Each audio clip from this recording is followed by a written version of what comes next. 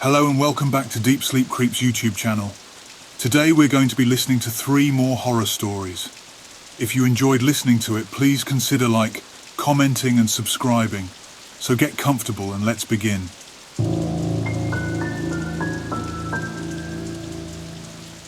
I was a 20-year-old female at the time, and I took night shifts at a local gym that stayed open 24/7. I liked this schedule because it allowed me to balance my college classes during the day. Plus, it was convenient for educational reasons, because I wanted to become a health coach of some sort. I wasn't sure yet, but I was getting a degree in sports and medicine. The gym seemed like a good starting point for gaining experience in the field. Anyway, this happened one night at around 1 a.m. The gym was eerily quiet, with only the faint hum of the overhead fan and the distant clinking of weights filling the air.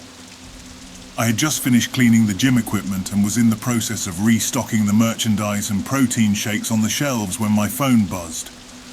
Glancing at the screen, I saw a message from an unknown number that sent a shiver down my spine. "You look cute," it said. I immediately looked around, but there was no one near me.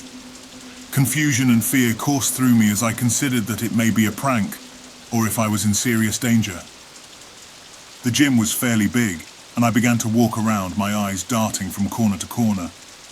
My gaze eventually settled on a heavy-set guy in the far corner who was in the middle of his chest presses. Could it be him? I thought to myself. Summoning the courage, I sent a text to the unknown number asking, "Who is this?"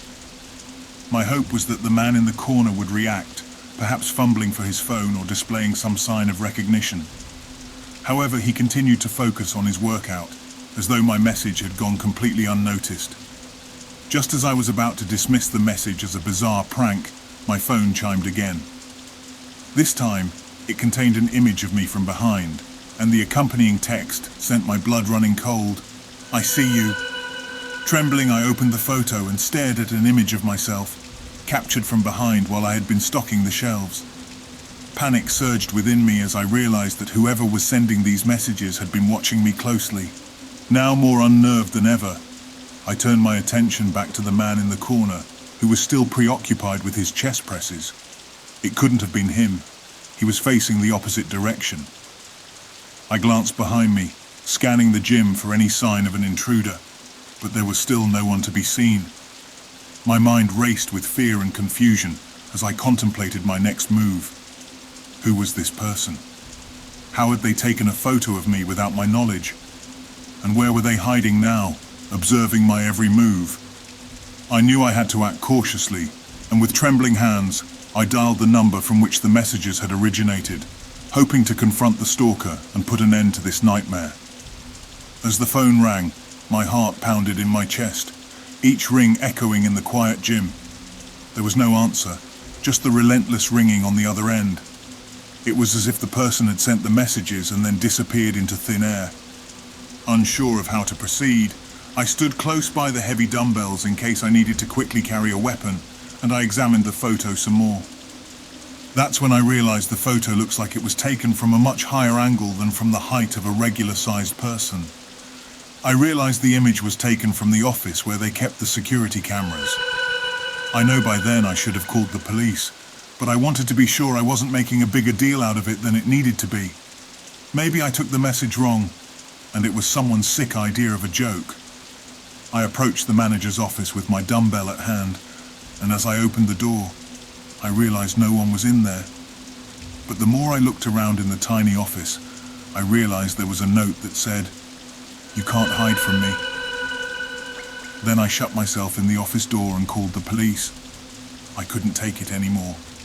I called 911, my voice trembling as I explained the situation to the operator. Within minutes, the police arrived at the gym, and I walked over to the entrance. By then, the man in the corner was gone. I wasn't sure what to make of it, but I turned my attention towards the police. The officers took my statement and took a look at the text messages. I led them to the office where the note was, and they saw it. The officers examined it, and their expressions grew serious. They took the note as evidence and assured me they would do what they could to investigate it further. We pieced together that the stalker had not been inside the gym floor with me. They had been watching me remotely where we believed was inside this office, and exited through the back door of the gym. As we reviewed the footage, it became increasingly clear that someone was monitoring me from the security camera placed throughout the gym. Panic welled up within me as we saw the same image of me from behind, taken from the above camera, displayed on the screen. My heart raced as the officers scrutinized the footage, looking for any clues or signs of the intruder, but they found none. Only the haunting image of me, unaware of being watched. Sadly, the officers admitted that without concrete leads or witnesses, there wasn't much else they could do, and recommended either leaving the job or letting my manager know what happened and to work something out. I decided to quit my job at the gym and change my phone number. It was the best thing for me because I felt like I got lucky that nothing bad happened to me. I know it didn't seem that way from the outside perspective because I wasn't attacked, but it's really scary not knowing the true intentions of some invisible stalker that I just couldn't work there anymore. But the terror of that night haunted my dreams. I never found out who had been watching me, sending those horrifying messages, or if the man in the gym was truly involved. The experience left me scared. I still don't know what to think of it all to this day. I'm now much more careful and I haven't received another creepy message as of yet. I did, however, get phone calls from this one number of someone just breathing and since blocked him. After that, I'm still continuing my education and hope that either the police find something or that I never have to experience that again.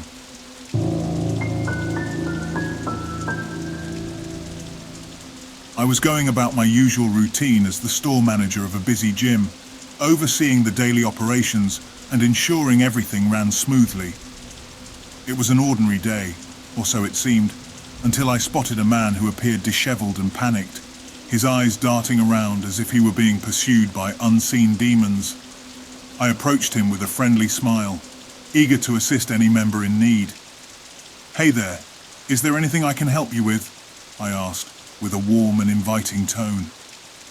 The man's breaths came in rapid, shallow gasps, and he seemed oblivious to my presence for a moment.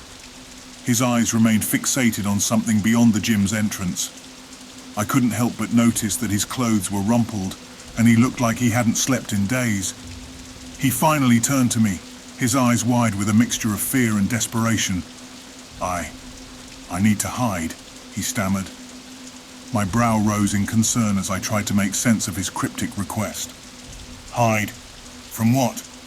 The man hesitated, as if grappling with the decision to confide in me. I can't explain right now, just please, you have to help me. They're after me." It was clear that he was deeply troubled, and my instincts told me that something was seriously wrong. I knew it was a bad idea. My instincts warned me not to, but my initial curiosity got the better of me and a sense of responsibility as I motioned for him to follow me toward my office at the back of the gym. Once inside, I closed the door behind us, providing a semblance of privacy. The man paced nervously, occasionally glancing out the window as if expecting someone to burst in at any moment.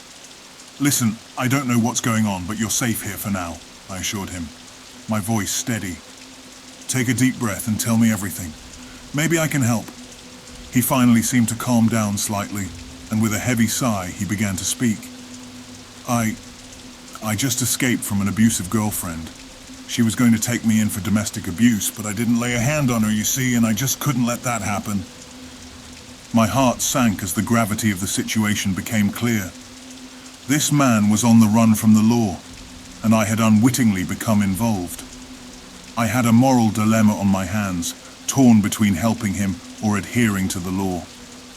"Why wouldn't you stay and face the officers if you didn't hurt her?" I asked cautiously. He hesitated again, his eyes filled with a mixture of guilt and fear. I was involved in something I shouldn't have been, and because of that, I may or may not have a warrant out for my arrest. I suddenly became sick to my stomach. I could see the desperation in his eyes, but I also understood that harboring a fugitive was a serious offense. Still, I couldn't simply turn him away when he appeared to be in genuine distress. I've had issues with the law before, so I empathized with him. I don't want to go into much detail about my past, but I do understand where he's coming from. As we continued to talk, I discreetly checked the news on my phone, The man was in so much distress that he didn't even notice. It didn't take long to discover that there was an active manhunt underway for the man standing before me. That's when I realized I've been lied to. The more I casually glanced and read, the more I realized it wasn't a domestic abuse situation. He was in court for involuntary manslaughter and was out on bond, and he escaped. Images of his face were plastered all over the news, and the seriousness of his situation became even more apparent. My thoughts raced as I weighed the consequences of my actions. Turning him over to the authorities seemed like the right thing to do, but there was something about the desperation in his eyes that made me hesitate. I knew I couldn't hide him forever, but I couldn't turn him in just yet. Don't ask why, as I'm not even sure why I didn't. I told him I had to keep doing my job and to stay here. "Please don't call the cops while I figure this situation out," he said in a panic. I promised him I wouldn't. He seemed to let out a slight sigh of relief as I exited the office room. Hours passed as I allowed him to stay in my office while I tended to my managerial duties. I offered him some water and a protein bar, trying to make him as comfortable as possible. Despite the dire circumstances, we struck up a conversation about our lives, our aspirations, and our dreams. He wasn't the hardened criminal I had initially imagined. He was a man who had made a terrible mistake. As the day wore on, I couldn't shake the nagging feeling that I was doing something both risky and morally terrible. I knew I couldn't harbor him forever, and with each passing hour, the police were closing in. It was a matter of time before they discovered he had taken refuge in the gym. I made my way into the office, about to tell him he needs to turn himself in, but just as I was about to let out the words, there was a loud commotion outside the office door. It was the unmistakable sound of police officers entering the gym, their voices filled with urgency. Panic surged through me, and I turned to the man, my voice barely a whisper. "They're here." He nodded, his face pale with fear. I knew this would happen sooner or later. We had no choice but to confront the situation head on. I opened the office door, revealing a group of officers with their guns drawn surrounding us. It was clear that they weren't taking any chances. The man raised his hands in surrender, and I stepped forward, my hands held high as well.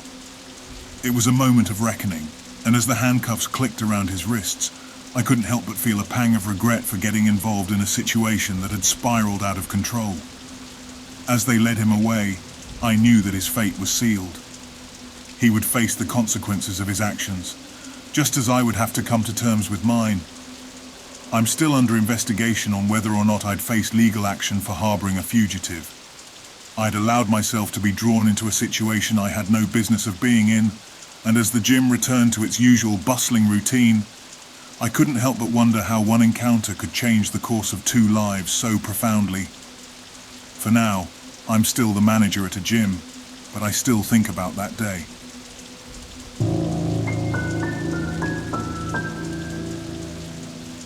I was working out one late night at the gym. It was a typical evening, and I was in the middle of my regular workout routine. The rhythmic sound of weights clinking and the distant hum of treadmills filled the air. The gym was sparsely populated, with only a few dedicated souls working out this late. As I pushed through my sets, I couldn't help but notice an unusual sensation, a strange feeling of being watched. I glanced around, my eyes scanning the room, but there was no one nearby who seemed out of place. Dismissing it as mere paranoia, I continued with my exercises. The sensation persisted, growing stronger with each passing moment. My heart began to race, and I couldn't shake the eerie feeling that something was terribly wrong. I wiped the sweat from my brow and decided to take a break, stepping away from the weight rack. I walked over to the water cooler and took a long sip, trying to calm my nerves. As I looked around the gym, my gaze landed on the mirrored wall that lined one side of the room. In the reflection, I saw a shadowy figure standing in the far corner, partially concealed by a row of exercise machines. My heart leapt into my throat as I turned to face the corner, but there was no one there. I blinked in disbelief, convinced that my mind was playing tricks on me. I shook my head and decided to finish my workout, chalking it up to fatigue and a vivid imagination. As I returned to my exercises, I couldn't help but feel that the gym had taken on an eerie ambience. The air seemed thicker, and the silence was unsettling. I glanced at the clock and realized that it was getting late, and I was one of the few people left in the gym. I made my way to the treadmill, hoping that some cardio would help clear my mind. The rhythmic thumping of my footsteps filled the room, drowning out the eerie silence. I glanced at the mirrored wall again, half expecting to see the mysterious figure, but this time it was empty. Relieved, I continued my run, focusing on the distant exit door and the promise of fresh air outside. However, as I approached the end of my workout, a chilling sensation washed over me. The hairs on the back of my neck stood on end, and I felt an overwhelming presence behind me. I turned slowly, my heart pounding in my chest, and there in the mirrored wall I saw it, a shadowy figure standing just inches behind me. My breath caught in my throat as I faced the mirror, but there was no one behind me in the real world. Panic surged through me as I realized that the figure in the mirror was not a reflection of anyone in the gym. It was something else, something paranormal maybe. I stumbled backward off the treadmill, my legs feeling like jelly, and I fell to the floor.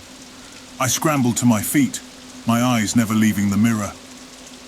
The figure in the reflection remained still, its presence ominous and foreboding.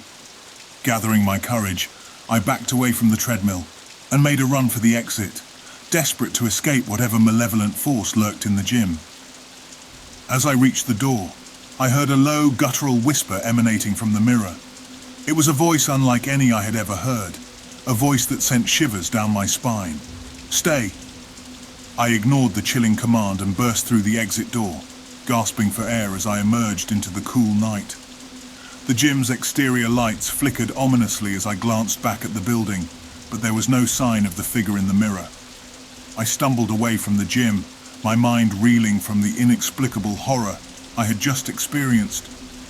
I couldn't explain what had happened, and I was certain that no one would believe me. In the days that followed, I couldn't shake the feeling that something had attached itself to me during that night at the gym.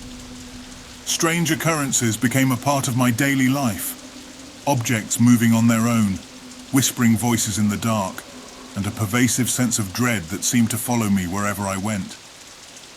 I tried to research the history of the gym, hoping to uncover some clue about the malevolent presence that had haunted me. What I discovered sent a chill down my spine. Years ago, the gym had been the site of a gruesome murder, and the vengeful spirit of the victim was said to linger there. I didn't know about the gym's history as I just moved into this new town for college. No matter where I went, the presence followed me and growing stronger with each passing day. I became a prisoner in my own life, tormented by the relentless entity that had attached itself to me that night. Now, as I write this account, I can feel its presence lurking in the shadows, waiting for the moment when it can show itself. I share this story as a warning to others. Beware the gym after hours, as there may be forces that linger in the darkness, forces that should never be disturbed.